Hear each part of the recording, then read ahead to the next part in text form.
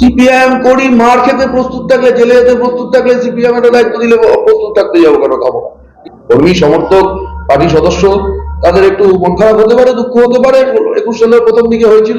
294টা আসনের party CPIM, এমন কোন আসন নেই পশ্চিমবাংলায় যেখানে সিপিআইএম নেই, যেখানে সিপিআইএম এর মিটিং এর লোক হয় না। আমার সাইকেলে চড়লে আমার চালাতে যেটা যতটা সুবিধা হয়, একটা নতুন সাইকেলে চড়লে সেটা চালাতে প্রথম দিকে কিছুটা অসুবিধা হতে পারে। আমরা চাইবো এই বৃত্ত বড় হোক, তৃণমূল বিজেপির বিরুদ্ধে সমস্ত মতামত যাতে আমরা এক জায়গায় করতে পারি, এটা আমাদের পার্টির ঘোষিত নীতি। বামফ্রন্টের শরিকের মধ্যে সিপিএম পার্টি বরাবরই হচ্ছে এই অসম্ভবের লড়াই, কিন্তু ভিন্ন চরিত্র দেখেছিলাম গত 2021 সালের লোক বিধানসভা নির্বাচনে আইএসএফ কে ছাড়া হয়েছে। আপনারা কি সেই একই পথে হাঁটবেন? এবারও কি আইএসএফ কে ছাড়া হবে এই বিধানসভা কেন্দ্র? সেইটা বলার মতো অবস্থায়ও আমি নেই, সেটা বলার মালিকও আমি নই। যারা মালিক তাদেরকে এটা জিজ্ঞাসা করতে পারেন। এখনো অবধি কেউই এটা বলতে পারবেন বলে আমার মনে হয় না, কারণ একটা আলোচনা চলছে। কারা কারা একসাথে লড়বে সেটাই এখনো নিশ্চিত হয়নি, ফলে কোথায় কোথায় কে লড়বে সেটা তো বলা যায় না।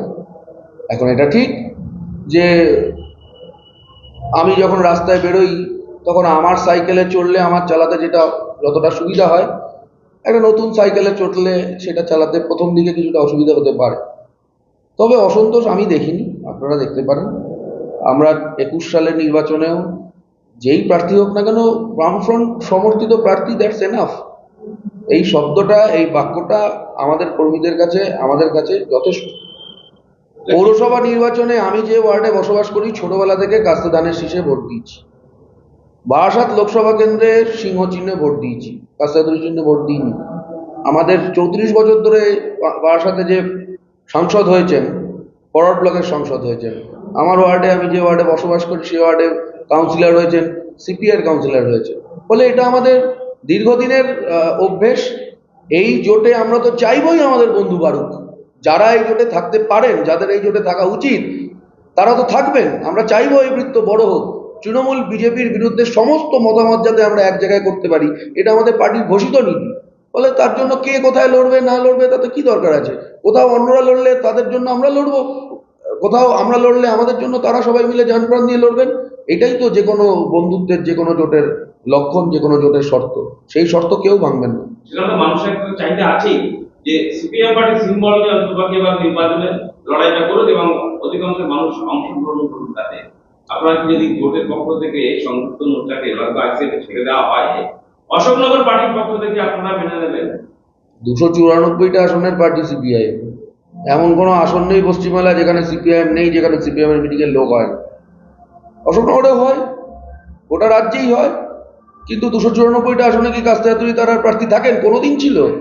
34 বছর যখন বামফ্রন্টের সরকার ছিল তখনও বামফ্রন্ট, তার মধ্যে আরো অনেক দল সবাই মিলে, 21 সালে কংগ্রেস, 16 সালে কংগ্রেস, 21 সালে কংগ্রেস, তার সাথে আইএসএফ। এইবারও অনেক বন্ধু থাকবে। কারা থাকবে, কিভাবে থাকবে সেটা তো এখন বলতে পারবো না, এটা আমিও বলতে পারবো না। আমাদের পার্টির কেউই এই মুহূর্তে এক্ষুনি আপনাকে বলতে পারবে বলে আমার মনে হয় না। ফলে আমি আবার বললাম, নিজের সাইকেল চালাতে বা নিজের জুতো পরে চলতে যতটা সুবিধা হয়, একটা অন্য জুতো পরতে প্রথম প্রথম কয়েকদিন অসুবিধা হয়, পায়ে ফোসকা পড়ে, কিন্তু সেই ফোসকা পড়লেও সেই ব্যথা নিয়েই আমাদের চলতে হয়, তাতে কোনো অসুবিধা হয় না। কিন্তু চলাটাই আসুন। কোথায় যাচ্ছি জানি, কেন যাচ্ছি জানি। পায়ে যদি ফোসকা পড়ে, পা যদি ক্ষত বিক্ষত হয়, পায়ে যত আঘাত লাগুক, শেষ অবধি হাঁটার জন্য আমরা তৈরি থাকি সবসময়। এইভাবেই কমিউনিস্ট পার্টি, এইভাবে সিপিআইএম। আমরাও প্রত্যেকে সিপিআইএম এর সৈনিক। অশোকনগরেও যা, হাবড়াতেও তাই, স্বরূপনগরেও তাই, দার্জিলিংও তাই। এতে আমাদের কেন, হরিয়ানাতেও তাই, গুজরাটেও তাই, রাজস্থানেও তাই, কাশ্মীরেও তাই। ফলে আমাদের এখানে কোনো অসুবিধা খুব হবে না। বা আমাদের একটু কর্মী সমর্থক পার্টি সদস্য তাদের একটু মন খারাপ হতে পারে, দুঃখ হতে পারে। 21 সালের প্রথম দিকে হয়েছিল। তারপর তো সবাই মিলে হই হই করে নেমে সংযুক্ত মোর্চার প্রার্থীর জন্য সবাই লড়েছেন, প্রচার করেছেন। যথেষ্ট কেউ কেউ আক্রান্তও হয়েছেন, আগেও করেছি, বড় প্রয়োজন হলে পরেও করতে হবে। আমার শেষ প্রশ্ন, সোশ্যাল মিডিয়াতে ইভেন মেইন স্ট্রিম মিডিয়াতে বিষয়টা চর্চার বিষয় হয়ে উঠেছে। অশোকনগর বিধানসভা কেন্দ্রে সিপিএম পার্টির পক্ষে এবার প্রার্থী হচ্ছেন আকাশ পাল। আপনি প্রস্তুত যদি পার্টি আপনাকে প্রার্থী করেন? তাহলে আপনি আগের প্রশ্নটা করলেন কেন? আপনি আগের প্রশ্নটা করলেন যে কারা লড়বে, কি লড়বে, সেই নিয়ে আপনার সংশয়।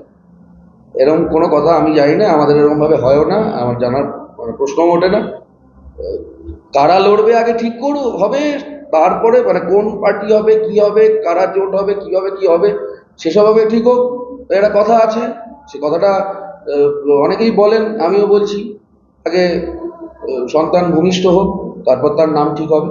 আমাদের পার্টিতে এভাবে হয় না। সোশ্যাল মিডিয়া দেখে যদি আমাদের পার্টি এখন চলতে হতো, তাহলে তো পার্টি অনেক দিন আগেই পার্টি অফিস তালা দিয়ে চলে যেতে হতো, কারণ সোশ্যাল মিডিয়ায় সবাই ঘোষণা করে দিয়েছে সিপিএম শূন্য, সিপিএম আর কিছু হবে না। তাহলে তো পার্টি অফিসে তালা ফালা দিয়ে চলে যেত, আমরা তো তালা খুলে বরং নতুন ঘর টর করে এই সমস্ত তৈরি করলাম আজকে। আপনি নিশ্চয়ই দেখাবেন, আপনি ছিলেন, এসব দেখেছেন। ফলে সোশ্যাল মিডিয়া দিয়ে সিপিআইএম চলে না, সিপিআইএম চলে সিপিআইএম এর নীতি এবং সিপিআইএম এর নিয়ম অনুযায়ী। সেইভাবেই যা হওয়ার হবে, যেইভাবে যা হওয়ার ঠিক হবে, যা সিদ্ধান্ত হবে সেইভাবেই হবে। না যদি ধরুন জোটের পক্ষ থেকে আপনাকে প্রার্থী করলো, আপনি প্রস্তুত?